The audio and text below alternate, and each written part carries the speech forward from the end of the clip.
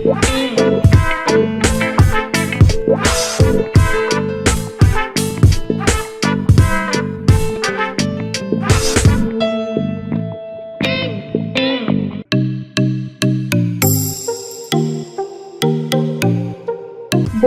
পর সিনেমায় ফিরলেন অপু বিশ্বাস।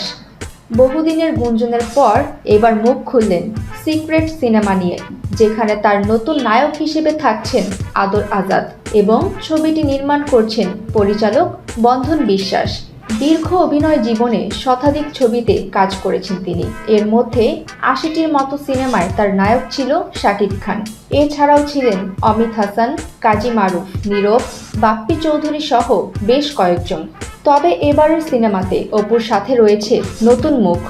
নতুন সিনেমা প্রসঙ্গে পরিচালক বন্ধন বিশ্বাস বলেন, এটি রোমান্টিক, অ্যাকশন ও থ্রিলার ধাঁচের গল্প তৈরি হবে। গল্পের প্রতিটা মুহূর্ত সিনেমা প্রেমীদের জন্য উপভোগ্য হবে। সুমাইয়া ফারাজি, বিনোদন ডেস্ক, দৈনিক আর নিউজ।